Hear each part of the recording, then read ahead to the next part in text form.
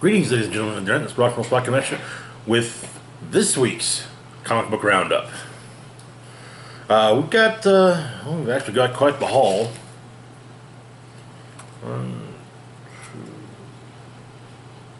We got 11 books here, so let's get started, shall we? It's a bad idea right there. Alright, first up, we're going to start with Marvel's #1, the annotated edition. Okay, so about 25 years ago, writer Kurt Busiek and artist Alex Ross teamed up for a 4-part miniseries called Marvels. Marvels told retold the history of the Marvel Universe, but through the eyes of reporter Phil Sheldon. Well, he was more of a, as Ben Urich put it in last week's Uncanny X-Men. Sheldon was more of a photographer than a reporter, but whatever. Anyway, so the first issue deals with the Golden Age. We get we see Namor, we see the original Human Torch, both make their first appearances to the world. Captain America, and a group of Golden Age heroes who are totally not the Invaders, All Winners Squad, or others, or whichever one you want to pick. So anyway, this contains both Marvel's #0 and Marvel's #1. Marvel's #0 was originally presented in Marvel Age 130 through 133, from November '93 to February '94, whereas Marvel's #1 came out in January '94. So, Marvel's #0 tells the origin of the Human Torch, the Golden Age Human Torch, through his point of view. It's actually kind of heartbreaking, really, how people reacted to him and what his creator did to, keep it shielded from people.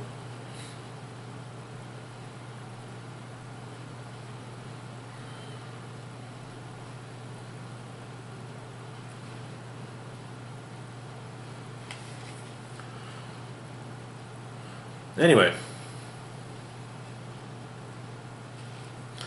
now a fun little thing right here. The annotations also clarify that yes, this is, as far as Busiek and Ross are concerned, that is young J. Jonah Jameson.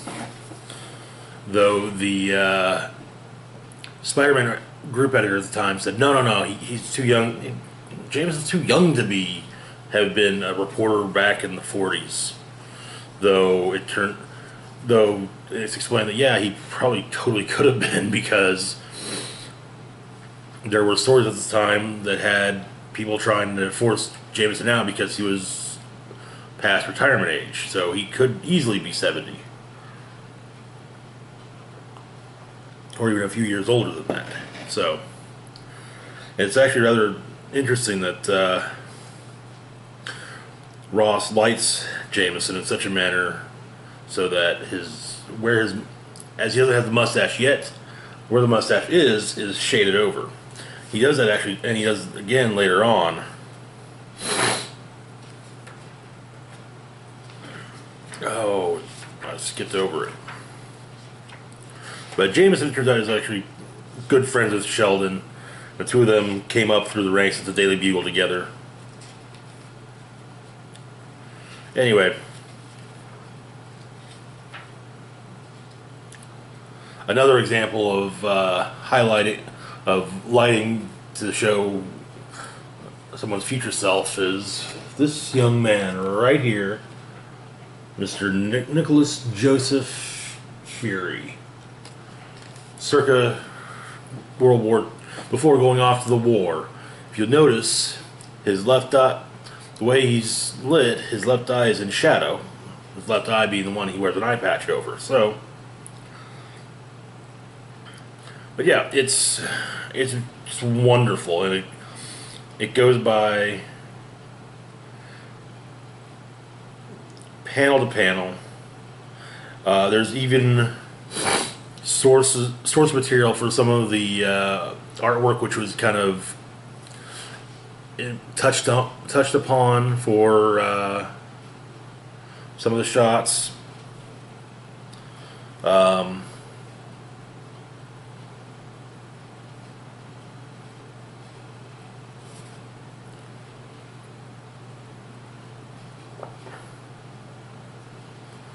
There's also a. It's not mentioned It's not mentioned there, but there was a shot. Yeah. That harkens to the painting Nighthawk. Nighthawks, I believe. It's the diner. It's commonly redone with other characters. Anyway, that's Marvel's number one. Marvel's annotated number one. I'm actually really looking forward to seeing number 2 and number 3 and number 4. They cover up through the end of the up till the death of Gwen Stacy. That's how far Marvel's went, and doing it in such a manner that that's the year that the comic came out is the year that it took place. So, anyways, moving on, we've got Age of X-Men Next Gen number 1. This is going to focus on the school that is being run for X-Men to be in the Age of X-Men.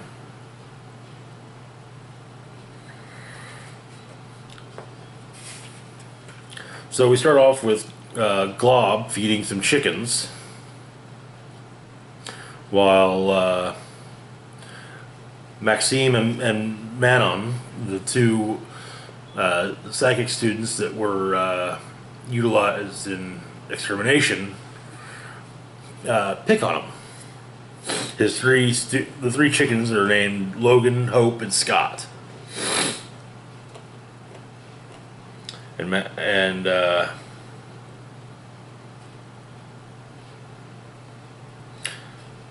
Maxime mentions that she can see into everyone's mind, except Herman's.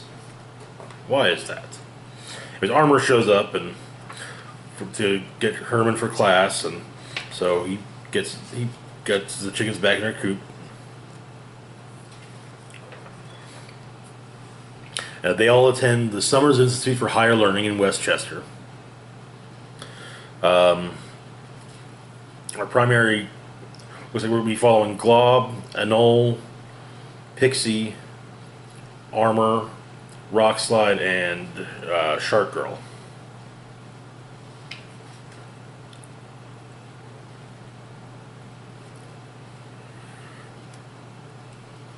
And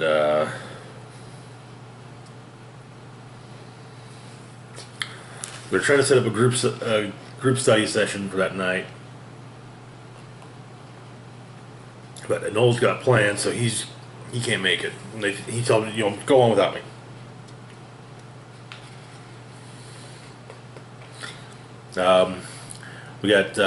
We see their history department, which is a 10th year class taught by Madison Jeffries. It talks about the resolution.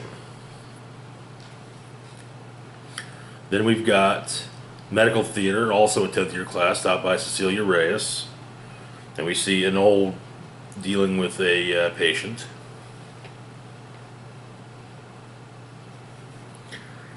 Agricultural division, another 10th year class taught by Paige Guthrie, Husk.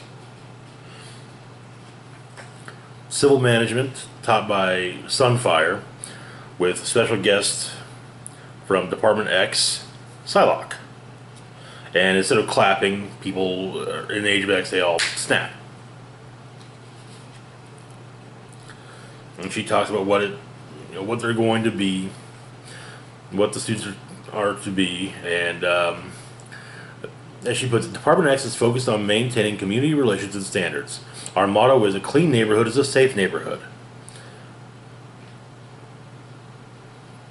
And basically kind of, you know, if you see something, you know, do what you can to contain it while waiting for some, you know, an actual, you know, Department X to show up. So at the Hope Summers Memorial Library, everyone except the Knoll meet up for their study session. And suddenly down the street they see a fire. And so Pixie and Armor run off to do something about it. So they're civil management students, they're here to help and keep everyone away from the fire. They're going around, and then they see their fellow classmate, or their classmate, Bling,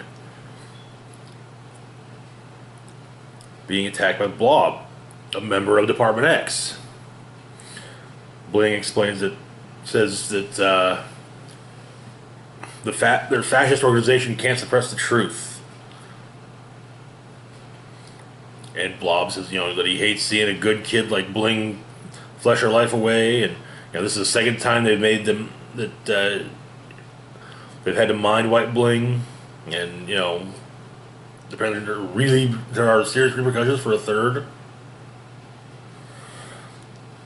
Armor announces her and Pixie's arrival, and Bob's like, you know, hey, you know, go back up front, keep the crowds back, make sure no one comes back here. While they're heading back up front, a Knoll jumps out of the burning building and says, you know, she's like, tells Armor, you know, you never saw me, you know, don't let them get me again. You know, Bling's right, this is all a lie. The rest of the students just, you know, kind of watch, and then the X-Men show up, and Storm puts the fire out with the rain. And his Armor goes to talk to Herman because she needs to talk to somebody. And they can't be in a room together with the door closed. But she tells Herman what she saw. Then Herman holds up his hand, it lights a flame, and apologizes, says, you know, this is the only way he can show her the truth. That's where the issue ends. I'm guessing that Glob knows how things are supposed to be, and he's actually going to, and the truth is he's to show her is, you know, how things are supposed to be. Anyways, moving on to Dead Man Logan number 4, where we left off. The X-Men had taken Old Man Logan into custody after he attacked a civilian and some of the Avengers under thinking that the civilian was Mysterio.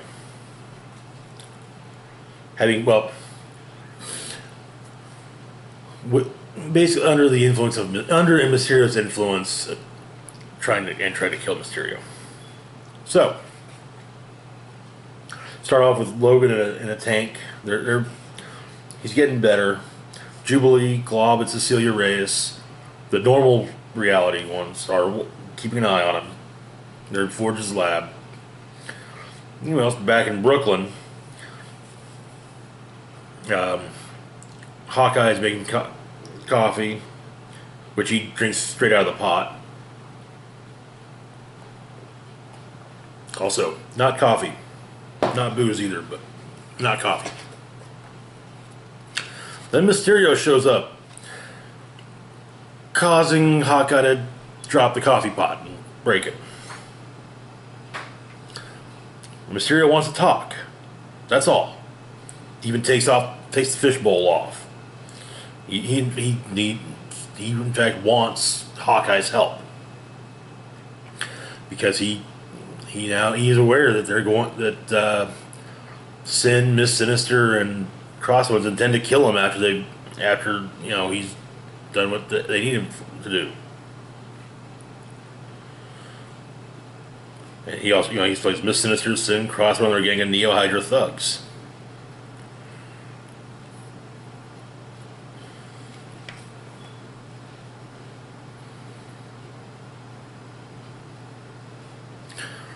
And Hawkeye asks, hey, okay, so Miss Sinister knows what's in Logan's head.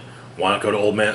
Why not go to Logan? And Mr. kind of says, because he'd probably gut me like a fish.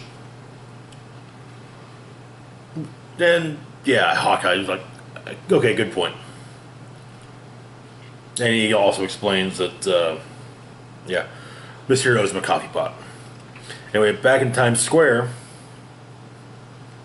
Sin, Crossbones, Miss Sinister, and their Neo Hydra thugs are leaving. Miss Sinister talking shit to Sin, and when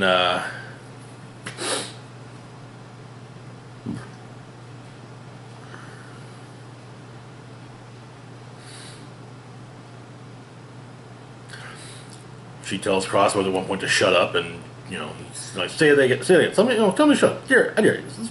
See what happens. And she promptly blasts him against the wall.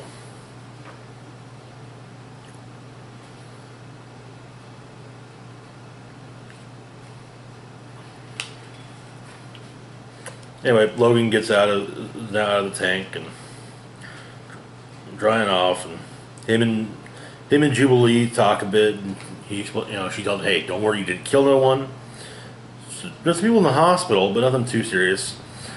Tony starts talking. Ego might be irreparably damaged because apparently Wolverine roughed him up pretty decent, or Logan roughed him up pretty decently.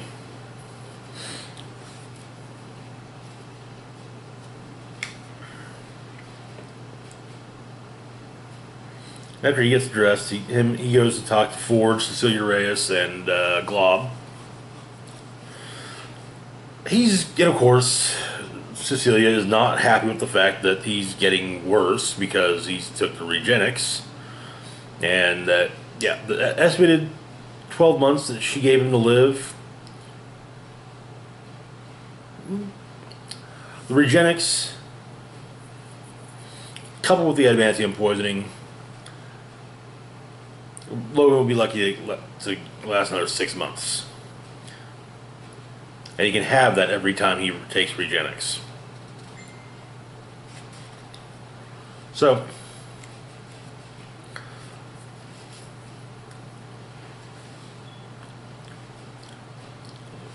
Hawkeye and Mysterio go to where the X-Men are holed up. Hawkeye explaining that, don't worry, there was I had us disguised, no one saw us together. Basically, both Hawkeye and Mysterio want to keep their reputations intact, though. As Mysterio puts to Hawkeye, your reputation is garbage. I did it to protect my standing within the community. So they of course had to figure, okay, how are we going? Who is Mysterio going to disguise himself as? First, Xavier, which leads to Hawkeye saying, "Pretty sure Professor X is dead." Then Cyclops, also dead, I think. Then young Jean Grey, oh God, no. No. Then Cable, he's dead too. This, of course, leading Mysterio to ask, how does anyone keep track? Hawkeye doesn't know. I think he turns into Maggot at one point. But then he turns into one and they go in. But we cut to Bedford Hills Psychiatric Hospital where Mysterio was staying. The Neo Hydra goons are making a mess of the place. Because apparently that's where Miss Sinister thought Mysterio was. She was wrong. Anyway, Hawkeye goes in to talk. Turns out the disguise that Mysterio used was, of course, Jubilee. Logan charges him and it's like, oh, hey, hold up. Hear him out. And so, taking the X-Jet, Hawkeye, Mysterio, and this group of X-Men go to where where Sin's Hydra base is in the Pacific Ocean. We also get at the end an obituary for Old Woman Songbird.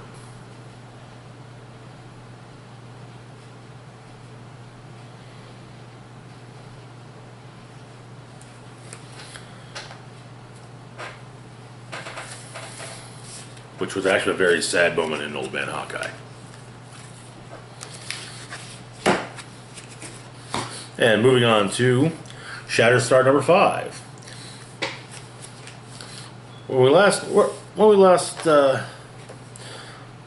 saw Shatter Star, he was dead.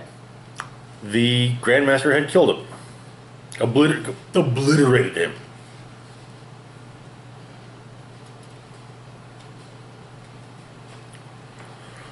So we open up with a bunch of Shatter Stars. And I do mean a bunch. All saying, I am Shatter Star. I mean, what is this? Spartacus? Turns out it's various multiversal versions of him. We see one killing X-Force. We see one killing Tovis. We see various ones attacking versions of his tenants.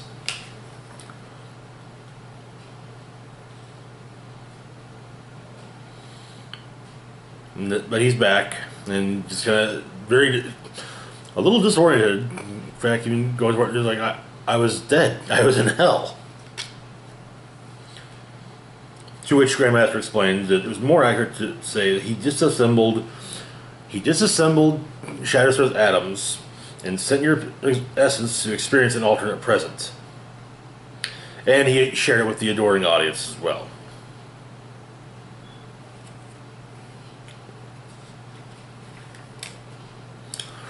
And so he attacks. Shatter Star attacks Grandmaster, cutting parts of his head off.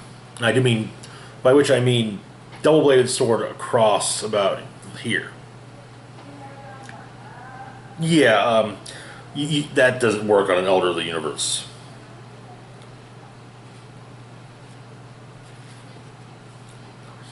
Explains that, and Grandmaster explains he's faced many opponents: Kang, the Prime Mover, the Avengers, the Maestro, Death herself. Anyways, he forces Shatter Star to face other versions of himself dressed in his various old outfits. 3 of which I recognize, but there's one I do not, which would be that one there. And so, 4-on-1, Shatter Star wins. Meanwhile, his tenants are causing some trouble to get the attention of their guard, and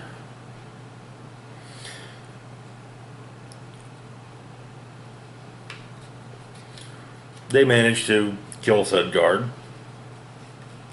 and begin their escape.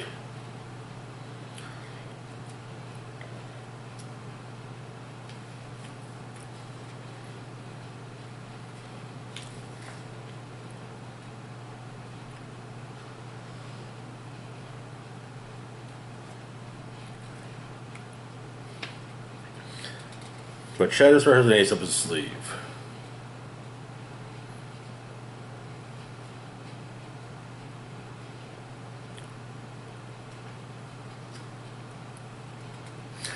While the Grandmaster is trying to figure out what to do with him,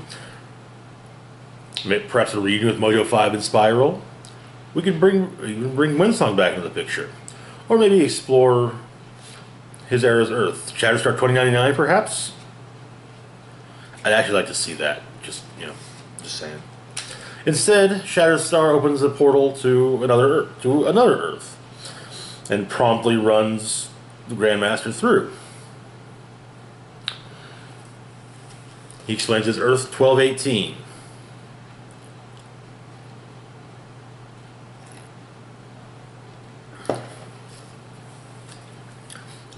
A universe with rules too strict to allow for superheroes and gods. And so Grandmaster is kicked into the Hudson River, and Shatter Star tries to make his way home, with Richter ending up pulling him out of the portal he's stuck in, or the between places. Anyway, they a TV is set up in front of Dwayne, showing a boxing match for Dwayne's headstone, and a tablet with the Fantastic Four's current escapades is set in front of Tina's. 3 weeks later, they're having a block party. There have been some additions, some new tenants. All is well in the world.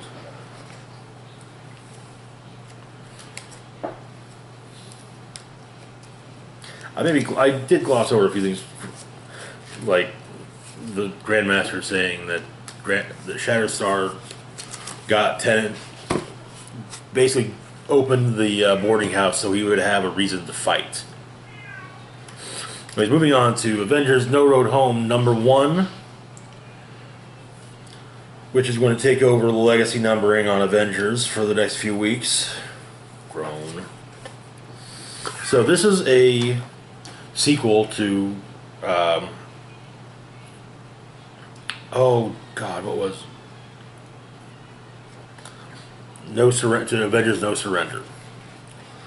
Anyways, we start off with Hercules telling the tale of the Amphisbaena, two-headed serpent born of Medusa's brow.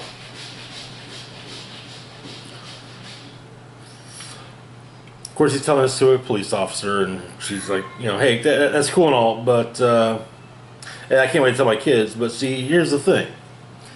We're kind of in the middle of a situation here.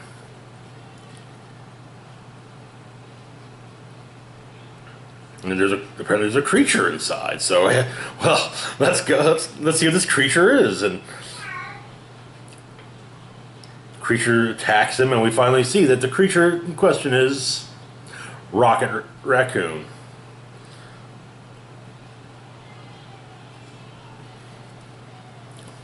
And so, hey, see, everything's fine, but then suddenly night falls.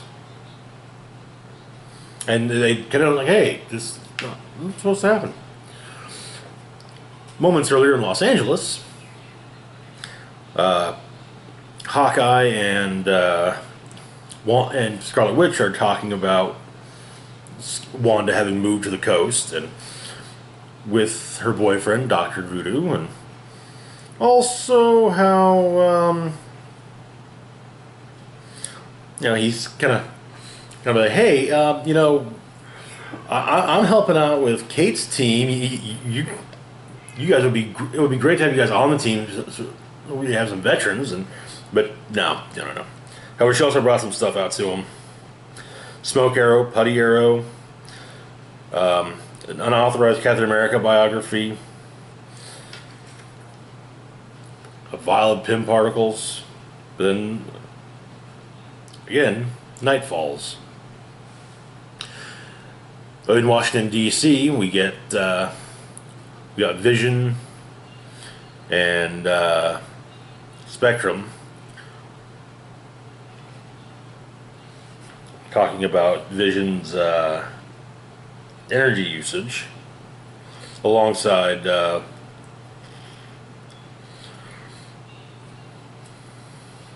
Blue Marvel and Dr. Ho. Best way they can put it is that Vision's dying. And somewhere in New Mexico, Bruce Banner is walking down the road, singing to himself, and we realize he's still in hell. Until Voyager, the Grandmaster's daughter, appears before him, tells him that he is needed.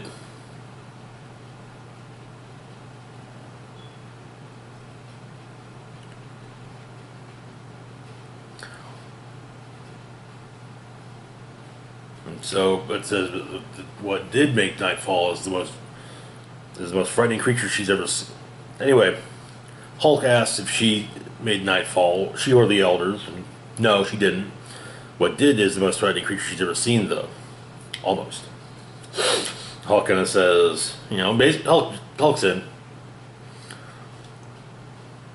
Night has fallen, however, we find out, across the galaxy. The Skrulls, the Chitauri, the Shi'ar, everywhere. Anyway, Voyager picks up Vision and Spectrum as well as Scarlet Witch.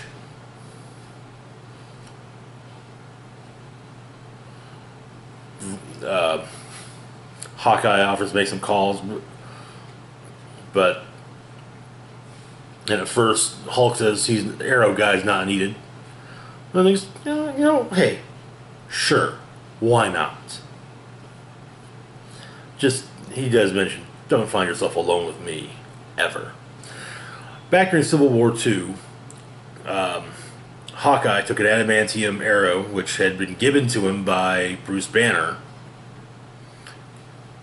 and shot it into Bruce's head, killing him. Until no surrender when he came back. Because the Challenger cheated. Anyways, the group then heads to New York, where they recruit Hercules and Rocket.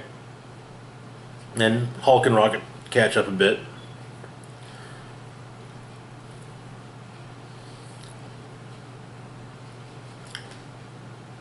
And their first place they must go is none other than Olympus, which is in flames. Skulls, arrows. It's in flames and flaming ruins, I should say. Dead gods everywhere. Except for one. Calling to Hercules. Athena.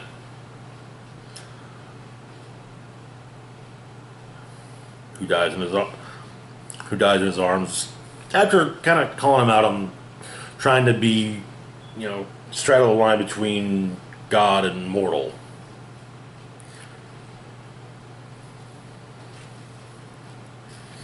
Turns out that what is responsible is an entity known as Nyx, who's got her hands through Scarlet Witch's head. But anyway, this is going to be a weekly miniseries for I don't remember how long.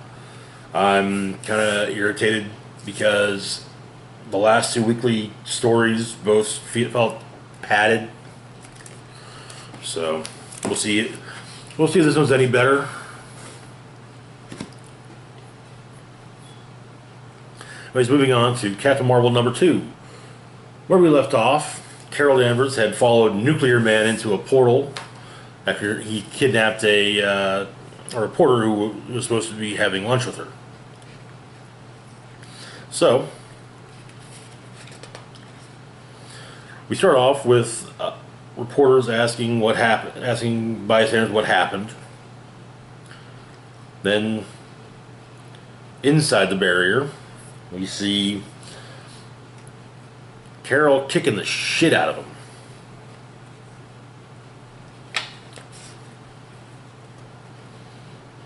But it's they're kind of evenly matched. He's just cocky about it. And then help arrives in the form of Jessica Drew, Hazmat, and Echo.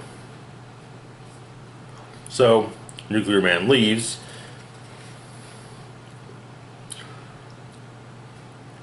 And Hulk, Jennifer Walters Hulk. She's just going by Hulk at this point anymore, not She-Hulk. After the Avengers leave, she continues to look at where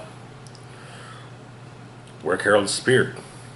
Turns out that there's kind of a time dilation field, and the The other three have been there for varying points in time.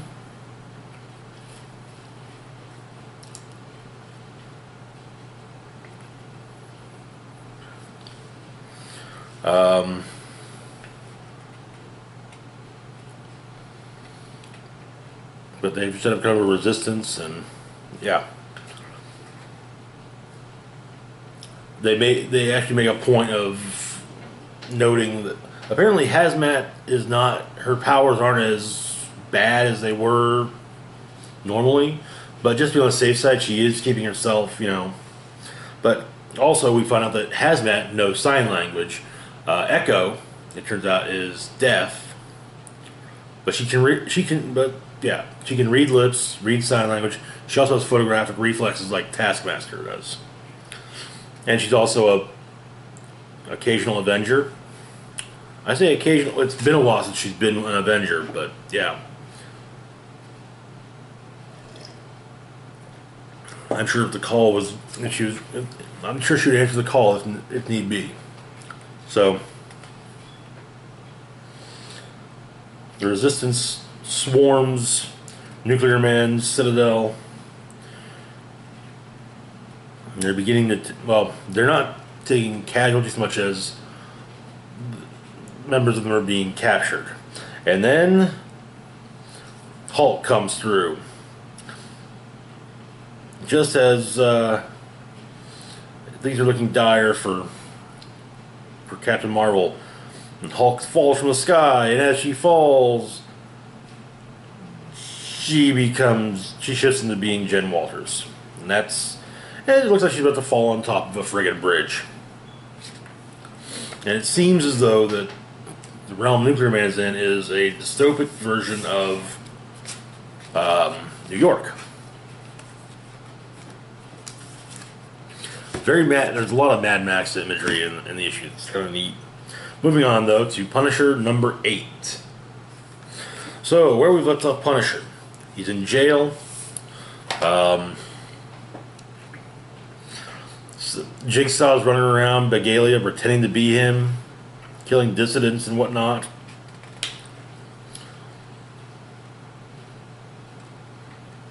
He's been captured and being tried, and oh no, Jigsaw killed his lawyer on television, or the Punisher killed his lawyer on television. Of course, Frank Castle is organizing a resistance within the prison.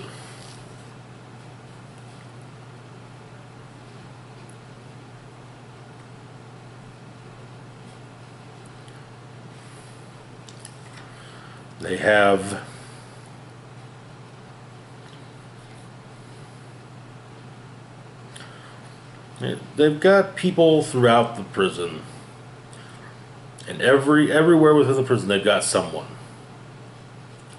and they have a plan.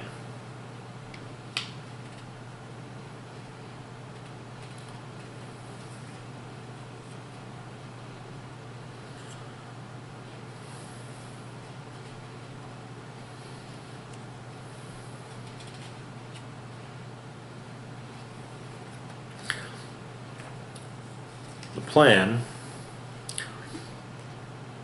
Stage 1, setting the stage. The first thing they clog the toilets on level 2 of the East Wing. Get the potassium out of the light bulbs and put it into latex gloves. Get the gloves into one of those clogged pipes. And then, one of their people will be the one to go to fix it. When he goes to unclog the pipe, he'll pop the glove, and when the water hits the potassium inside, those pipes are right over the guard's locker room. So the sprinklers go off. Or, well, not so much the sprinklers, but yeah.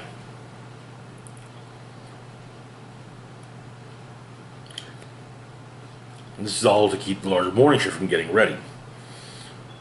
And he locks access to their lockers, so they uniforms and fully charged stun guns. Stage 2 is gaining access. One of the guys pukes all over a wall, while going to get towels, he pukes all over. He seemingly pukes all over a view screen.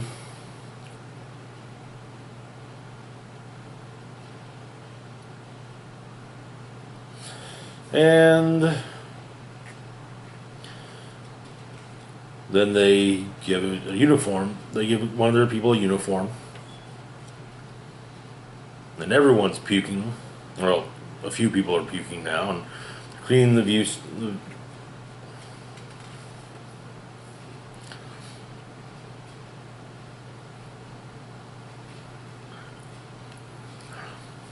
One of the people hits the electrical room with a bucket of water. Then we got Stage 3, going dark.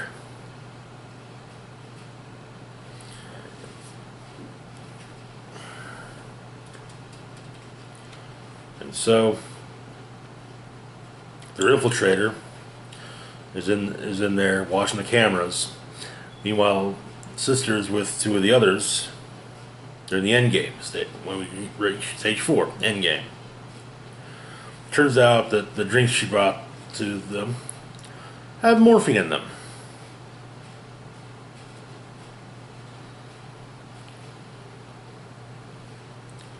The next objective is to neutralize reinforcements. So they go to the ventilation room, combine a few household chemicals, and a gas pours into the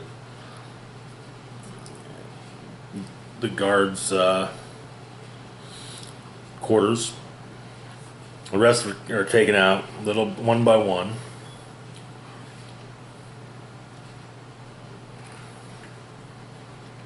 And then finally, the sprinklers go off with gasoline, and a letter that gets dropped on them. And the prison is now in the hands of the Punisher.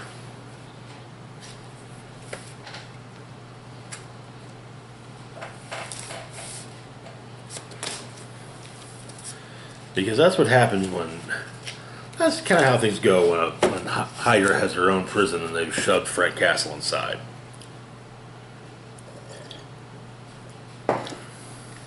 Moving on to Spider-Gwen Ghost Spider, number 5.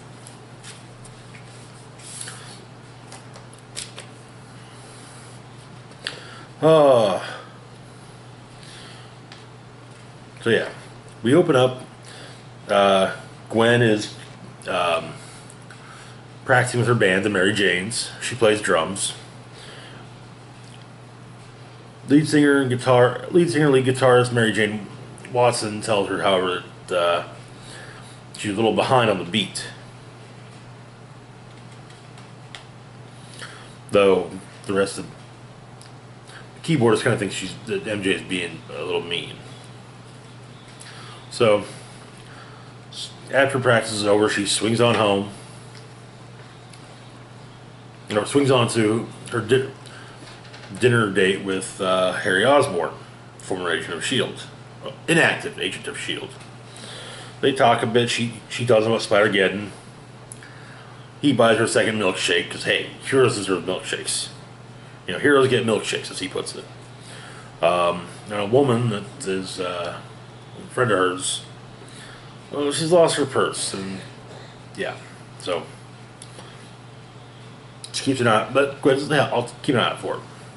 Just to her dad's house, they have dinner together. Next day, Gwen goes to school and realizes that with the fact that she outed herself, everyone's gonna be, she has no secret identity. Everyone knows that she is a Spider-Woman, and that's not a thought she's entirely comfortable with. But she manages to stop a jewelry heist. Everyone's she's done. Everyone's cheering for her. She manages to find the purse, gets it back to its owner.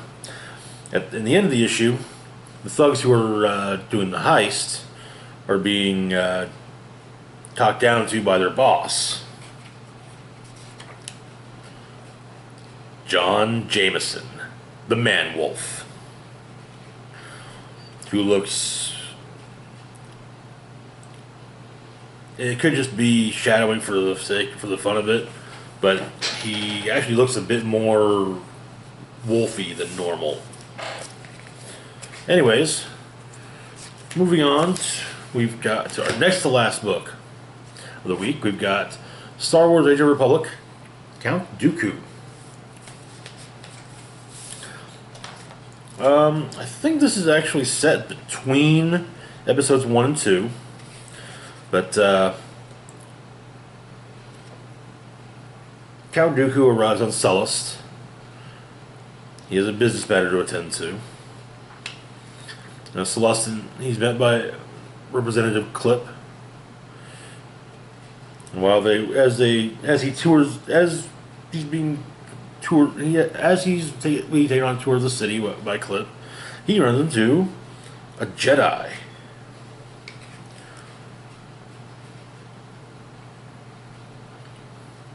Jedi Knight Jack Zinn, who as a youngling used to watch Dooku and Yoda duel often.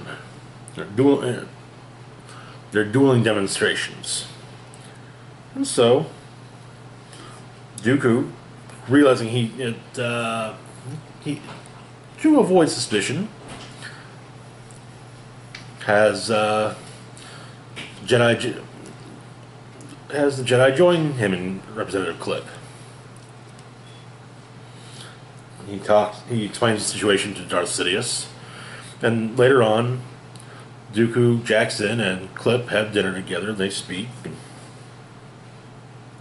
It's explained that Jackson is on private business for the Council, whereas Count Dooku is there for business reasons. For business reasons. After dinner, Jackson explains that he is actually seeking out a crime syndicate on Sullust, which is why he was rather quiet during dinner. So, Dooku ends up helping Jackson, having thought about, brought up already that he can't help but wonder if he had been there on Naboo with Qui-Gon and Obi-Wan, perhaps Qui-Gon would still be alive. So the two Jedis the Jedi and the former Jedi go after the Syndicate, and working together, they're able to. It actually does. Two Jedi do manage to make things work out a bit better. And yes, they're gun running through Sullust.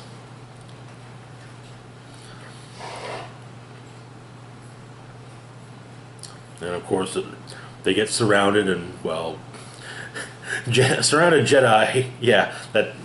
Especially when blasters are involved. No, it's not gonna. But then Jackson realizes that Count Dooku's lightsaber is a red lightsaber, and so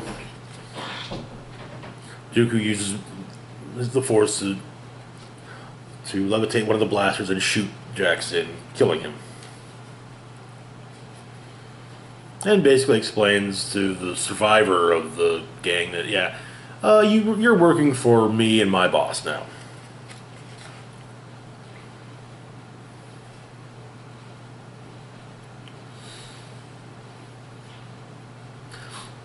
And business goes at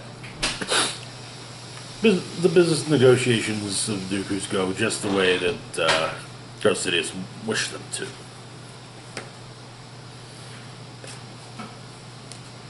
Alrighty.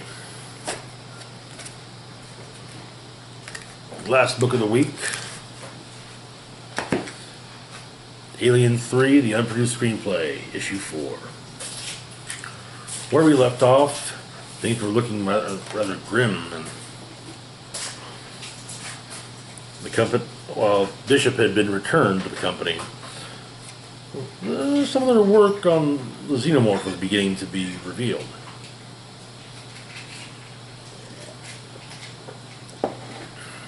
As well as what was in the, well, had ended up on the Sulaco.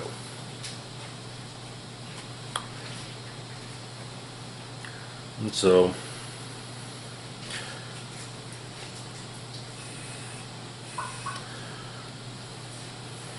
one of the company men talks to one of the engineers, and when the engineer explains what happened with Sulaco, the company man is a bit apprehensive and rushes and runs off. Hicks goes to tell Bishop that they plan to destroy all of the embryos, and well, Bishop explains he was going to do that anyway.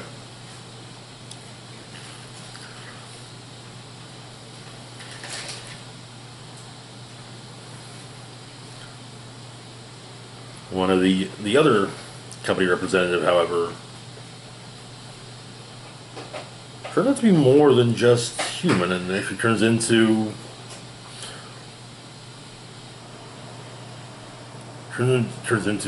what looks very much like the version of the Xenomorph from Alien. It makes short work of one of the doctors present.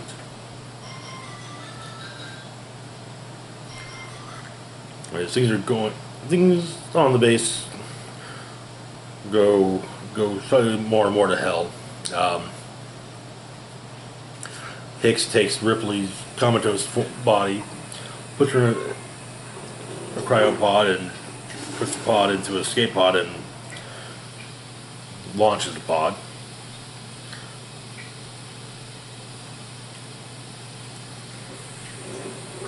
Turns out that the other company rep is also turned, but he got himself to a freezer and froze himself, killing him.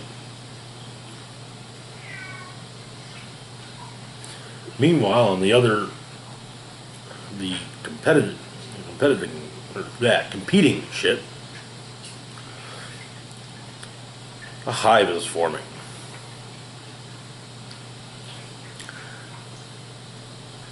And in one of the ships aboard the Anchor Point docking bay, a hive is found. They're trying to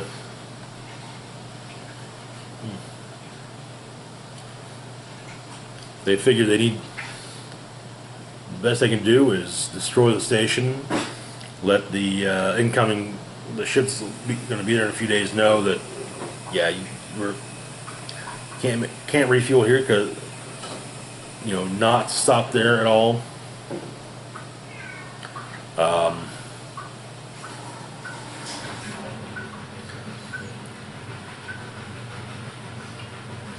Yeah, things.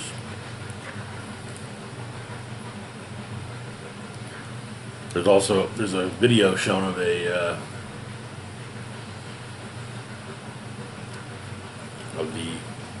competitor blowing up one of its own stations because of Xenomorphs seemingly taking it over.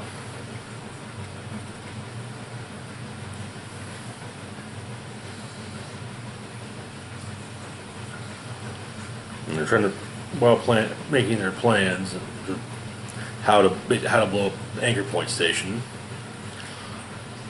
which the best idea is use the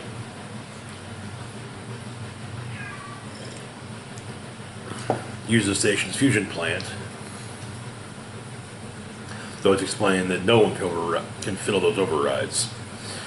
Bishop said, however, thinks it's worth trying. Anyways, while as they try to evacuate, the Xenomorph from earlier is found going after Halliday.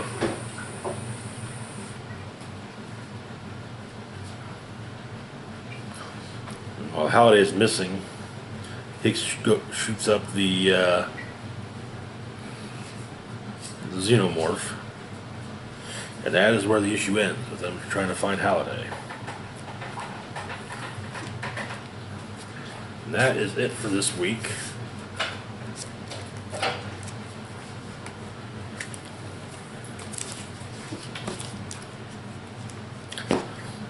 That's it for this week's roundup. Next week's will actually be on time. Imagine that. But anyways, that's it for today. Tomorrow will be my review of Happy Death Day to You. Saturday will be my review of Alita Battle Angel. And excuse me. And Sunday will be the next Building the Team. As always, feel free to like, share, and subscribe. Hit the bell icon to be notified when I put up new content. Links to Facebook, Twitter, and Patreon are in the description box down below. This is Rock Roll Spike signing off saying, live long and rock hard.